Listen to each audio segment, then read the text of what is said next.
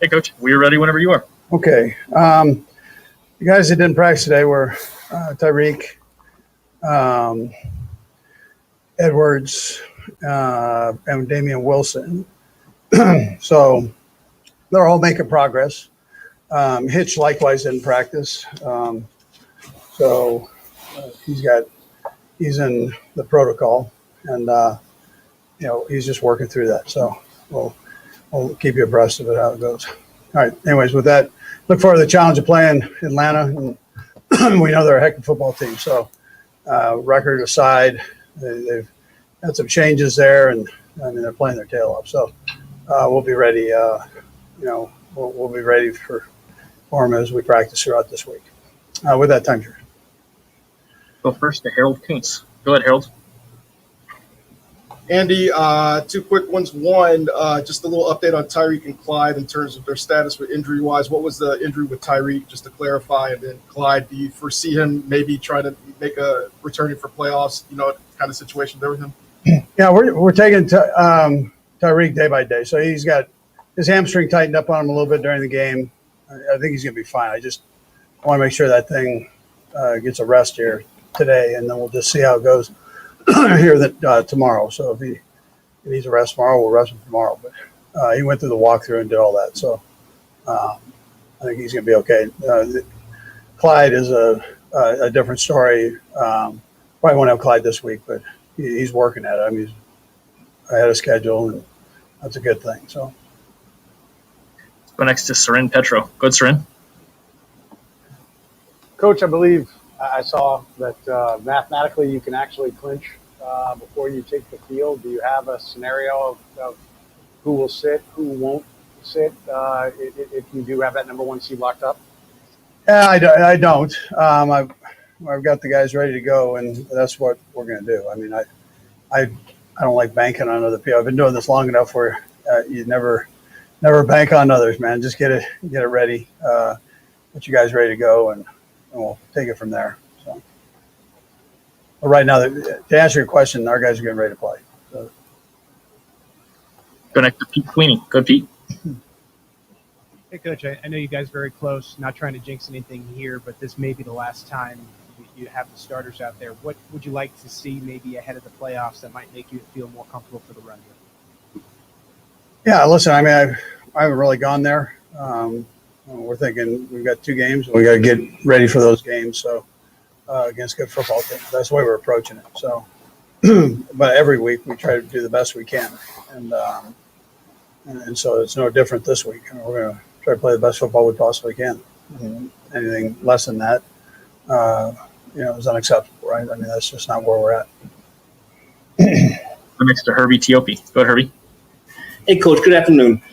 Given the COVID protocols in place, how confident are you that you might have Damian Wilson available for Sunday? And is he a guy that could probably play without a week of practice? Well, he probably could, but right now the other guys are practicing and getting ready. We'll just see how he progresses through the week. I mean, he's another day-to-day guy, so he's running around pretty good, but we'll just see how he does. Go next to Darren Smith. Go ahead, Darren. Hey, Coach. My question for you would be, well, a couple of questions. If you do get the chance to have the number one seed like that, what is your just overall coaching philosophy as it would relate to sitting players, the final week and then having like basically a 3-week off period? As a student of history, obviously last year what happened with the Ravens and in 2017 with the Cowboys. How do you feel about if you do lock up the number one seed this weekend? Resting players, and what's your philosophy on that? So if you go there, then you get your tail kicked, right? So I don't even allow myself to go in that direction. I mean, we've got to maximize ourselves against a team that's playing hard. I mean, they've got these games that they've lost. Over half of them have been in the fourth quarter. So I mean, they're taking teams right to the end there and playing good football, and so. You let your mind drift on that stuff, and you get your tail kicked. I mean, that's how it rolls. So I don't go there. I mean, all those things not until it happens. Then you take care of business. And none of it's real right now. Let's go next to Seren Petro. Go ahead, Seren. Coach Hitch wears the green dot. How difficult is it? Is there any scenario where you can kind of share that, have different helmets, or is it going to be one guy that has that designation? Yeah, well, we always put it on a couple different guys, so we keep it that way, and then go from there. But I think we'll be all right for that if he can't go. Looks like we've got a couple more. I think Herbie had a follow up. Go ahead, Herbie. Hey, Coach, my apologies. I misspoke my earlier question. I meant Hitchens, not Damian Wilson, but is he a guy that can practice or, play without practice, provided he clears the protocol by Saturday? Yeah, no, he could. Yeah, I mean, I tell you, same thing about Damian. Both of them, are the same deal. They're both real smart guys. If that were the case. So. And let's go next to Matt McMullen. Go ahead, Matt. Hey, Coach. Lots of road games recently. Only one home game in the last month and a half, it seems like. Just how excited are you to get back at Arrowhead for the next two games here? Well, I mean, listen, we love playing in Arrowhead. It's a great venue, even with the limited amount of people that we have in there. They're loud and they get after it. So I wouldn't expect anything different, this game here. But, our players enjoy playing at home. I probably took a survey around the league. Most of the teams would probably say that. So we've got a great stadium and great fans. I think that's all we have for you, Coach. I appreciate the time. Okay, thank you. All right, guys, we got Tyrann Mathieu coming your way next.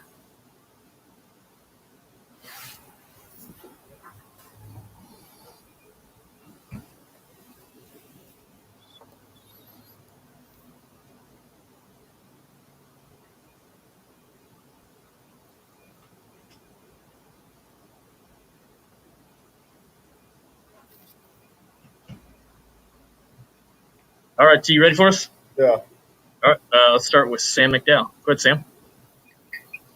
Hey, Tyrann, I wanted to ask you a little bit of an off-the-field question. This is the time of year where you're usually doing a lot of charity stuff and appearances. How difficult has it been not be able to do those appearances in person like you usually have been? Yeah, I mean, it's a blessing that, obviously we're still able to reach a lot of different people. I think one of the biggest things with me is, I always want to be present. I always want to, obviously those kids to feel me, those families to be able to touch me and ask me different questions. So, I say that's just the biggest difference. Me not being, as hands-on as I've been in the past. Go next to Harold Kuntz. Go ahead, Harold. Hey, Tyrann, kind of following up on what Sam just asked, in this time of giving and receiving, you guys have received a lot, but most of you and your teammates are really known for giving. What has it been for you, especially this time of year, to be able to give back, especially to the communities here in Kansas City and also to what you do in New Orleans? Yeah, I mean, I think everybody across the world, has really, experienced, some kind of suffering, some kind of setback. I think me being, in the position I am, having the platform I have, just being able to be a blessing to people. It's been such a tough year on so many different people. Like I mentioned, it's all about me just, understanding that, I have some of the things that I've always wanted. And I think it's important for me to always, keep in mind the other people who don't necessarily have that. Let's go next to Adam Teicher. Go ahead, Adam. Hey, Tyrann, wanted to ask you about getting the possibility of getting the number one playoff seed. What kind of motivation is that for you to get that? And is maybe getting that this year more important than ever, given the fact there's only one team that gets that first round bye? And Brad will have one quick follow-up as well. Yeah, I mean, obviously, I think it's a lot of pressure. A lot of different teams trying to get that number one seed. I think right now for us it's all about one game at a time. Trying to control. What we could control. We got a pretty good football team. Coming in here this weekend. Offense that's super explosive. So right now, I think that's like the only thing I'm focusing on is the Falcons, and then from there is how can we beat the Chargers. So once we get to the playoffs, we'll get there. But I think right now, just trying to take it one game at a time, focusing on the things that's actually in front of us, at the moment. Okay, and you actually answered my other question, so thanks. Next to Pete Sweeney. Go ahead, Pete. Hey, Tyrann, the run last year, the defense was really clicking on all cylinders. You yourself had called it championship swagger. It really felt like that was a strong point of the team. Do you feel that you guys are there? And if not, how close are you to getting there again? Well, I would hope so. I think we've done a lot of great things defensively. I think we're still reaching, for really our best game. I still don't think we put together our best game yet, and I'm hoping that game will come against the Falcons this Sunday. Which, like I mentioned, they got great talent on offense. A lot of explosive receivers. I think Matt Ryan can still throw the football, at a high level, and so we'll have that opportunity. We'll have that challenge to kind of go out here and really try our best to put together a defensive game that we all can really be happy about. Let's go next to Herbie Tiopi. Go ahead, Herbie. Hey, Tyron, congratulations on being named to the Pro Bowl. You're one of 7, obviously, on the Chiefs roster. How gratifying is it for you to see the amount of Chiefs on the Pro Bowl, and especially for you coming off of last year's Pro Bowl snub? I mean, it's always cool. I think anytime you get to have that place amongst the best players in the league, it's always a gratifying feeling. I think for me personally, I always know it's more work to do. If the business of football is it's not about necessarily what you accomplish. It's more so about what you're going to accomplish in the future. So obviously Pro Bowl, all those things are behind me. Just focusing on how can I finish the season strong for my teammates and really get in the playoffs and be an effective defender. Let's go next to Seren Petra. Go ahead, Seren. Tyron, you said last year, I remember something that stood out was, you said there was a game, I can't remember, that got away, one of the losses, and you said, hey, we want to be out there. We want to finish it on our side of the ball. It was like a real point of pride. And I know, kind of dovetailing off, I think it was Pete talking about where you were in 19. Is it different this year, though? Is it like, hey, we win by 1 point. I know a win's a win, but, how do you motivate you? I guess the question I'm poorly asking you is, how do you motivate the guys around you that, okay, winning by 1 point's great, but we might need to play better than we played in a game here once we get to the postseason and are playing playoff caliber teams? Yeah, I think it's really just comes down to you not getting complacent, you not getting comfortable in the moment. I think we've had a couple chances this season to really close out games defensively. I don't think we were really able to do that. Maybe a couple times we did that. But even going back to the Saints game, I felt like we had an opportunity to kind of win that game, close that game earlier than the offense obviously got out there and shut the door. But I think, defensively, we just got to believe in those moments. We got to believe that we can do it. And I know I believe it. I know a lot of guys believe it. We just have to put it together. We'll go last to Steve Walls and then Matt McMullen. Go ahead, Steve. Hey, Tyron, an off the field question for you. Week to week, I see you post, on social media about your sessions with Donnie Starkins, and I'm curious to know how much the meditation has helped you step away from the daily grind and not only help your game but personally as well. I mean, it helps me out a lot. On a personal note, I mean, football is a big part of my life, so I take it serious. I take it probably too serious sometimes. It's just a game. But I think, being able to kind of step back from the things that you feel like are, your responsibility and then kind of, understanding, from a bigger picture perspective that I am truly blessed. And, I do have some of the things that I want. And so not to be too hard on myself. But I mean, I would suggest that for any young player, mostly to really try their best to kind of tap into that meditation, yoga, because I think for me, it helps me create a balance, for myself. We'll go last to Matt McMullen. Go ahead, Matt. Tyron, you mentioned the weapons on this Atlanta offense. I want to ask you specifically about Calvin Ridley. What do you make of his game this year? He's a really underrated receiver. Probably one of the smoothest route runners I've ever studied. I'll probably put him in a category with Beckham as far as just being a natural pass catcher. I think he has that going for him. I mean, you can see this team too. They really believe in this guy. He's become their deep threat. He's become their big play guy, the guy that kind of get them going. So it'd be important for us to kind of ID him, where he is in the formation, And I think he'll play a big part in what they're trying to do to us offensively. So just IDing him. Julio plays. Obviously, he's another guy that really brings the best out of that group offensively. So we'll have our hands full. They got Hayden Hurst at tight end. So they got about 3 or 4 guys that we got to keep an eye on. T, we appreciate the time. Thanks for joining us. Thank you. Appreciate it. All right, guys. We'll have Eric Fisher coming your way next.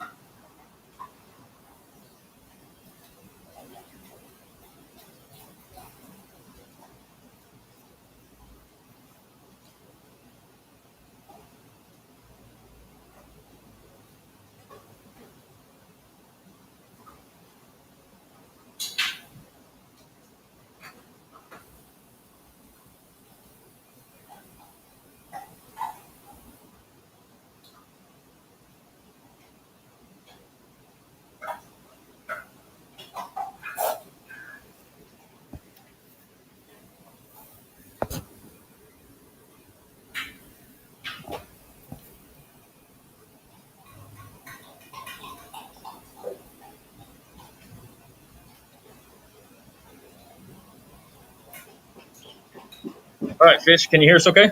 I can hear you. All right, we'll get started, and we'll start first with Pete Sweeney. Go ahead, Pete. Eric, I know this was the year of the catch and release for the touchdown, and now the second Pro Bowl nod of your career. What has 2020 meant for you think, in the course of the entire thing since 2013? Yeah, it's been a wild ride, man. I'm enjoying where I'm at, and we're obviously doing a lot of good things, winning a lot of football games. We've won a lot of games since I've been here, and to get that nod, it was pretty awesome. Score a touchdown. These are things you'll remember the rest of your life. Just trying to stay the course and do my job and do it to the best of my ability. Let's go next to Sam McDowell. Go ahead, Sam. Hey, Fish. It's kind of an awkward situation after the Saints game because it seemed like you possibly weren't quite as healthy as you have been early in the season. What's just the balance of trying to grind through something and sort of weighing how much can I give in this certain game versus, resting up for potentially the next week?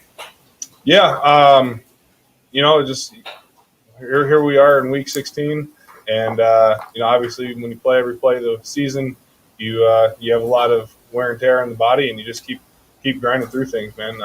Obviously, there's adversity in every game for every position, every player. You just overcome that, keep on going, keep doing your job to the best of your ability, and on to the next snap. Let's go next to Herbie T.O.P. Go ahead, Herbie. Hey, Eric, how are you, man?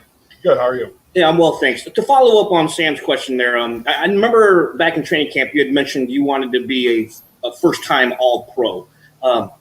Usually in All-Pro seasons, there's a defining moment. How much would you say the way you toughed it out in Week 16 was your defining moment? I kind of I have the mindset of show up to work every day, do my job to the best of my ability, like I said, and the rest of all that will take care of itself. I think that's been my focus for a long time.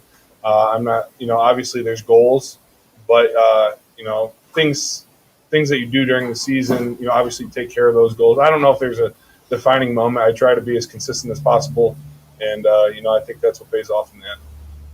Go next to Matt Derrick. Go ahead, Matt. Hey, Fish.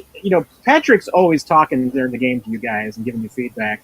And Andy the other day said, he'll encourage and chew you out at the same time.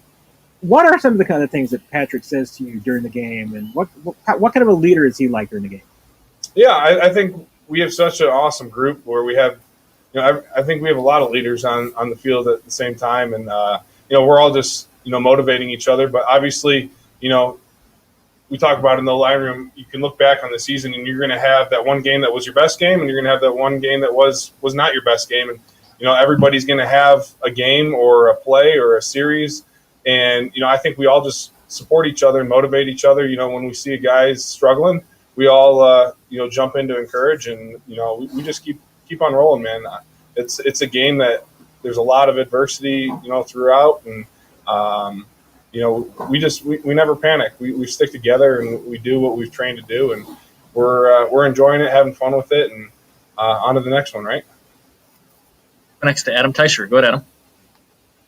Hey, Eric, were you anywhere close to 100% physically in New Orleans? And how much of you wanting to play had to do with the fact that Mitch and Remmers weren't available and the team really needed you on Sunday? Yeah, I don't think anybody who's played the entire season can say they're 100% right now. It's a long, grueling season, and everyone has things here and there that pop up. And I take pride in being out there for the guys, being out there for myself, being out there for the team. Obviously, I had a little back issue last week and fought through it and got the W, and on to the next one. Let's go next to Sarin Petro. Go ahead, Sarin. The bye week, is at stake. The number one seed, you guys are very close to getting it.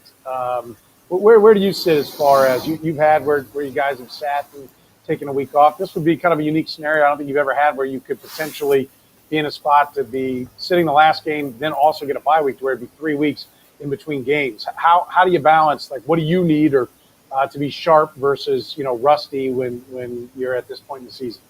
Yeah, I leave those kind of things up to Big Red. Obviously he's been in a lot of these situations over the years. He's seen seen a lot more football than I have. So whatever position he puts us in, I'm going to trust it. I know that he'll make the decisions to make sure that we're ready. So it's not really something that's concerning my mind.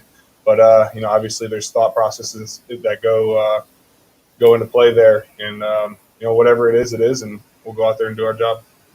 Got time for two more quick ones. We'll go Darren and then Matt. Go ahead, Darren. Hey, Eric, look, like you said, you toughed it out last week against the Saints. What's it feel like for you when you have you have an NFL Hall of Famer, former Saints and Chiefs lineman, Willie Roaf, talking about and giving you high praise on Twitter as well as the different shows this week? Yeah, I don't really go on the Twitter that much, but if he's saying good things, I appreciate that. Obviously, being a former lineman, knowing what it's not that everybody knows what linemen or anybody really in the locker room goes through on a day-to-day basis. The strain we go through. It's like I said, it's a long season. There's a lot of ups and downs and a lot of things that take place over that many weeks. But that's awesome. That getting the support from him. But I'm just, like I said, just coming in to do my job every day. The last to Matt McMullen. Go ahead, Matt. Eric, so you're one of the few guys that's been here since 2013 when Coach Reid got here. And I know it's week to week, every single game here, but I'm just curious, when you kind of reflect on your time here in Kansas City, what's it mean to you that you've been one of the core guys that's been part of what Coach Reid has built here, and now it's a team that's won 13 games in 14 weeks? Yeah, it's kind of cool. I think it's me, Sherman, Trav left. We started calling ourselves the Three Musketeers. But yeah, it's we've seen a lot of Chiefs football here, and we've won a lot of games, like I said, and to be a part of that, to be one of the building blocks of it, and to be along with this coaching staff for the last 8 years, it's an honor, and I've really enjoyed it. I've learned a lot. I've grown a lot. I think everyone can say that. All three of us, I guess. But it's sweet, yeah, to win 13 games with 2 games to go still. I mean, that's amazing. But I think we're just, focused on today, and, we can reflect back on all this stuff, in the offseason. Fish, we appreciate the time. Thanks for joining us. Yeah, thanks, guys. All right, guys, we'll have Patrick coming your way next.